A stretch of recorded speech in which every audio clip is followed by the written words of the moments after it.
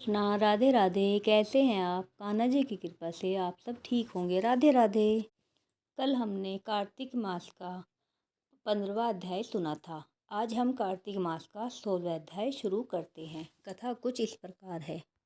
नारद जी बोले, जलंधर ऐसा संदेश सुनकर अतिशय क्रोधित हुआ। करोड़ों दैत्य के परिवार के साथ शीघ्र ही निकल आया। जाते जाते उसको अपने सम्मुख शुक्र तथा राहु दृष्टिगोचर हुए।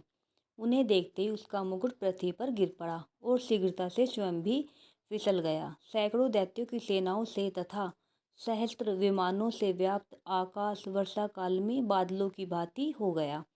उसके इस प्रयास को देखकर इंद्र आदि देवता भागकर चुपके से महादेव जी के पास जाकर बोले। देवताओं ने कहा, हे स्वामी, क्या आप हम लोगों की विपत्ति को नहीं जानते? अतएव हे प्रभो, हम सबकी रक्षा के लिए इस प्रबल राक्षस जलंधर को मार डालिए। नारद जी ने कहा, हे देवताओं की इस वाणी को सुनकर हंसते हुए शंकर जी ने विष्णु भगवान को बुलाकर यह कहा।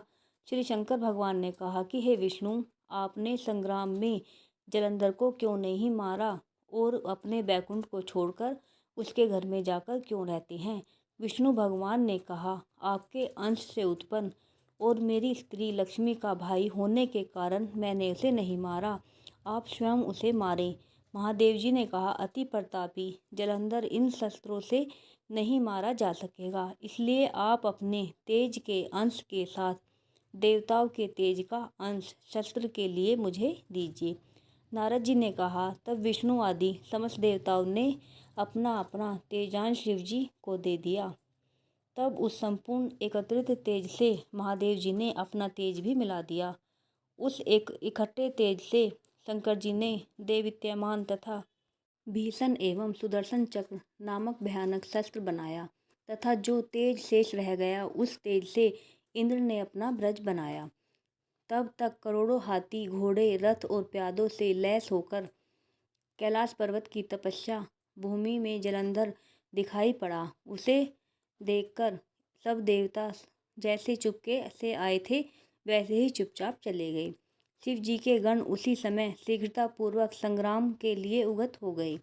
नंदी, गणेश तथा स्वामी कार्तिक आदि गण शिव जी की आज्ञानुसार कैलाश पर्वत के झटपट नीचे युद्ध के लिए उतर आए।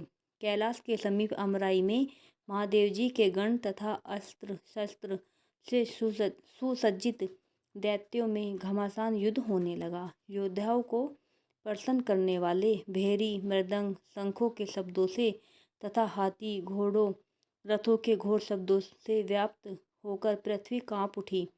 शक्ति, तोमर, बाण, मूसल, पास तथा पिटीसों के शब्द से व्याप्त आकाश मंडल अनंत उल्कापात से सुशोभित हो गया। भूमि पर मरे हुए हाथी तथा रथ के घोड़े इस प्रकार दिखाई दे रहे थे जैसे ब्रज द्वारा खंडित पर्वतों के शिखरों के टुकड़े भूमि पर पड़े शोभायमान हो। शिवजी के गणों द्वारा युद्ध में मारे गए दैत्यों को शुक्राचार्य अपनी मृत संजीवनी मंत्र की शक्ति द्वारा बारंबार जीवित करते थे। शुक्र का यह कृत्य देखकर व्याकुल तथा भयातुर गणों ने महादेव जी से सब वृतांत कह सुनाया। इसके पश्चात महादेव जी के मुख से ताड़ के वृक्षों के समान लंबी, कंदरा के समान मुख वाली तथा स्तनों से वृक्षों से चकनाचूर कर देने वाली एक अति भयंकर कृत्या उत्पन्न हुई। वह भयंकर कृत्या युद्ध भूमि में आकर बड़े बड़े दैत्यों का भक्षण करती हुई शुक्राचार्य को अपनी योनि में रखकर आकाश में जाकर अदृश्य हो गई। शुक्राचार्य को पकड़ा हुआ देखकर युद्ध भूमि में प्रसन्नता और विकसित मुख वाले शिवजी के वीरगण दैत्य सेना को मारने लगे।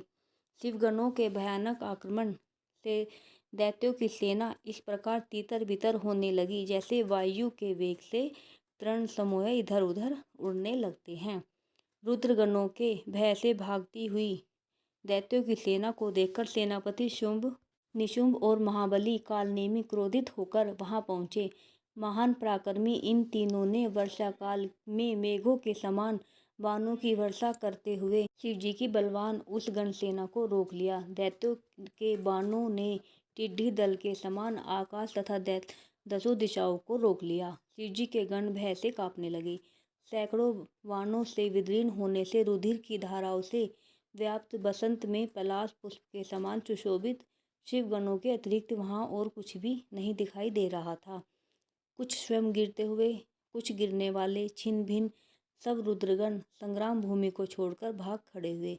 तत्पश्चात शैल, गणेश तथा स्वामी कार्तिकेय अपनी सेना को नष्ट हुई देखकर क्रोधित हो शीघ्र ही दैत्यों के रोकने में लग गए।